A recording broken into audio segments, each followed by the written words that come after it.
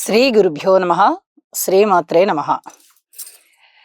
24 November నుంచి 30 November వరకు గల కాలానికి ద్వాదశ రాశుల వారికి ఏ విధమైన ఫలితాలు ఉండబోతున్నాయి, గ్రహ సమ్మేళనాల యొక్క ఫలితాలేంటి, గ్రహ దృష్టుల యొక్క ఫలితాలేంటి ముందుగా తెలియచెప్పుకుంటూ గ్రహాల యొక్క స్థితిని పరిశీలన చేద్దాం. వృషభంలో వక్రించిన గురువుగారు, కుజుడు కర్కాటక రాశిలో నీచ పొంది ఉన్నారు. అలాగే చంద్రుడు సింహరాశిలో, కేతువు కన్యా రాశిలో, రవి బుధులు వృశ్చిక రాశిలో, శుక్రుడు ధనస్సు రాశిలో, అలాగే శనిగారు వచ్చేసి కుంభరాశిలో, రాహువు మీనరాశిలో. వారాంతానికి వెళ్ళేటప్పటికీ చంద్రుని యొక్క స్థితి మాత్రమే మార్పు జరిగి ఉన్నది. మిగతా గ్రహాలన్నీ ఏ రాశులలో సంచారం చేస్తూ ఉన్నాయో వార ప్రారంభంలో అదే సంచారం కొనసాగుతూ ఉంది.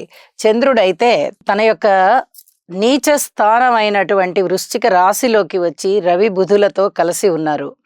అయితే ఇక్కడ దృష్టుల్ని పరిశీలించినట్టయితే గురువుగారి యొక్క పంచమ దృష్టి కేతువు మీద ప్రసరిస్తూ ఉన్నది. ఆధ్యాత్మిక చింతన, స్పిరిచువల్ వాల్యూస్ ఇవన్నీ కూడా చాలా అధికంగా ఉంటాయి. అలాగే మంత్రోపాసనకి చక్కటి అనుకూలమైన రోజులు అని కూడా తెలియచెప్పచ్చు. అది ఏ రాసుల వారికైనా కూడా ఈ గురుకేతువుల యొక్క స్థితి చక్కటి ఆధ్యాత్మిక చింతనని ఇస్తుంది. అలాగే గురువు గారి యొక్క సప్తమ స్థాన దృష్టి రవి బుధుల మీద పడుతూ ఉంది. పరిశోధనలు కొనసాగుతాయి, ఫలిస్తాయి. కార్యనిర్వహణ చాలా బాగుంటుంది. చక్కటి ఆలోచనలు, తెలివితేటలు పెరగడము, అలాగే ఈ రవి బుధుల యొక్క స్థితి వల్ల కూడా, బుధాదిత్య యోగం వల్ల అనుకూలమైనటువంటి ఆదరణ, బంధుమిత్రుల ఆదరణ కానీ, లేదా పై అధికారుల యొక్క మన్నన పొందడం కానీ ఇత్యాదివన్నీ కూడా చాలా చాలా బాగుండబోతున్నాయి.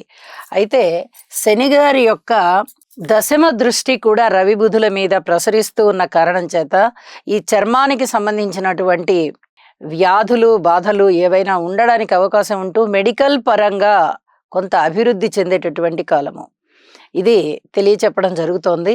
అలాగే కుజుని యొక్క అష్టమ స్థాన దృష్టి శనిగారి మీద పడుతూ ఉన్నందువల్ల రాజకీయాలు కొంచెం ఇబ్బందికరంగా ఉంటాయి. అలాగే రోడ్డు ప్రమాదాల విషయంలో కూడా జాగ్రత్తలు తీసుకుంటూ ఉండాలి ప్రజలు. ఇక ఆస్తి తగాదాల విషయంలో కానీ, భార్యాభర్తల మధ్య తగవుల విషయంలో కానీ, ఇలాంటి విషయాలలో అనారోగ్య సూచనలు కానీ ఇవన్నీ కూడా మొత్తం మీద జాగ్రత్తలు తీసుకోవాల్సిన అంశమే అని చెప్పి తెలియజేస్తున్నాను. ఏది ఏమైనా నవగ్రహ స్తోత్ర పారాయణాలు చేసుకోవడం ద్వారా చాలా వరకు బాధలు అనేవి ఉపశమిస్తాయి అని చెప్పి తెలియజేస్తూ రాసుల్లోకి వెళ్దాము. మిథున రాశి. మిథున రాశి వారికి 3 గ్రహాల యొక్క అనుకూలత యోగిస్తూ ఉన్నది అని చెప్పచ్చు. అయితే 3 గ్రహాలు ఫలితాలు ఇస్తున్నాయి అంటే అవి ఉత్తమమైన ఫలితాల కిందగానే మనం తీసుకోవాలి. ముఖ్యంగా తృతీయ స్థానంలో చంద్రుడు, షష్ఠ స్థానంలో రవి బుధులు. ఇక్కడ మనం ఒక విషయాన్ని తెలియజెప్పుకోవాలి. ఏ గ్రహ స్థితులు బాగున్నా బాగుండకపోయినా రవిచంద్రులు బాగున్నారు అంటే వాళ్ళల్లో ఉండేటటువంటి ఆత్మ సంయమన శక్తి కానీ, మనోబలం కానీ, ఆలోచనల ప్రభావం కానీ, లేదా ఆలోచించే తీరు కానీ ఇవన్నీ చాలా బాగుంటాయి. కాబట్టి వాళ్ళకి 90% బాగుంటుంది అని చెప్పచ్చు. ఎందుకంటే అద్భుతంగా ఆలోచిస్తున్నారు, చక్కటి ఆత్మస్థైర్యాన్ని ప్రదర్శించుకుంటున్నారు. ఇంకా వేరే ఏం కావాలి? ఎటువంటి బలహీనతలు ఉండబోవడం లేదు. ఏది మంచి, ఏది చెడు అనేటటువంటి విచక్షణా జ్ఞానంతో ముందరికి వెళ్తూ ఉంటారు. కాబట్టి రవిగ్రహము, చంద్రగ్రహము బాగున్నారు అంటే అత్యద్భుతమైన ఫలితాలని వీరి సొంతం చేసుకోవచ్చు. అన్నదమ్ముల సహాయ సహకారాలు బాగున్నాయి, ఆరోగ్యం బాగుంది.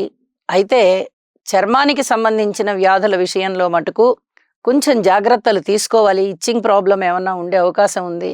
నీళ్లు పడని కారణం చేత ఏమన్నా తేడా చేసేటటువంటి శరీరానికి అవకాశాలు ఉన్నాయి. ఇక ఇలాంటివన్నీ సాధారణంగా వచ్చిపోతూ ఉంటాయి.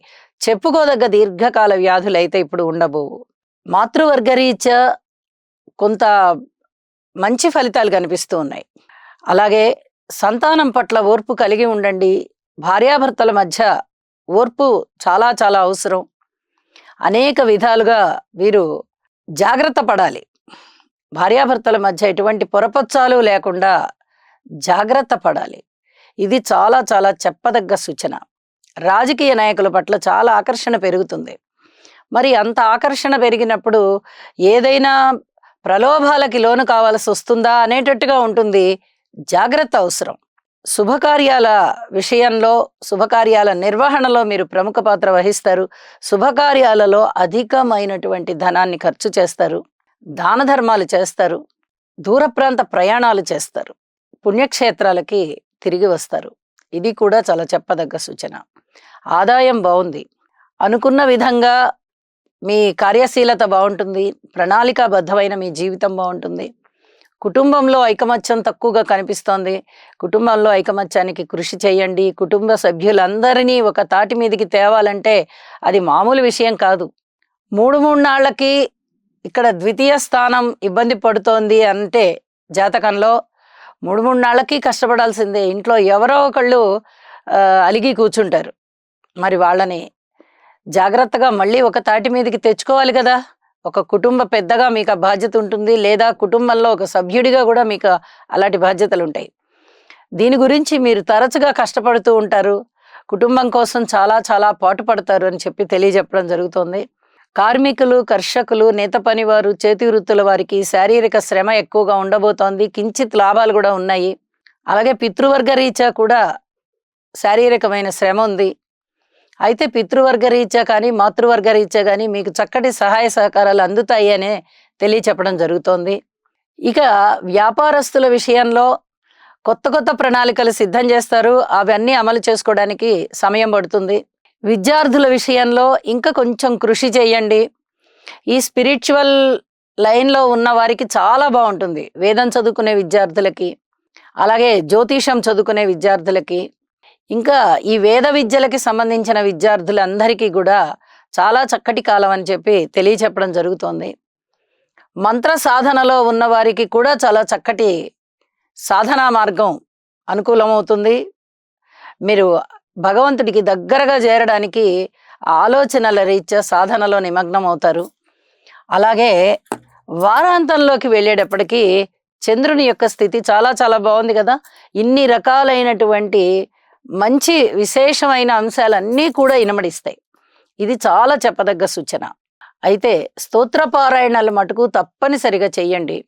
అనేక విధాలుగా గురుబలం కానీ, శనిగారి బలం కానీ, రాహు బలం కానీ, కేతు బలం కానీ లేకపోవడంతో మీ పోరాటం వల్లనే, మీ కృషి వల్లనే మీరు విజయావకాశాలను అందిపుచ్చుకుంటారు. కాబట్టి గ్రహాలకి కూడా కొంత పరిహారాలు చేసుకోవడం వల్ల మనకి ఇంకా ఇంకా మానసికమైనటువంటి శాంతి పెరుగుతుంది అని చెప్పి తెలియజేస్తూ ఉన్నాను. నవగ్రహ స్తోత్ర పారాయణ చేయండి. ఇష్ట దైవాన్ని ధ్యానించండి. మంచి జరుగుతుంది. శుభం.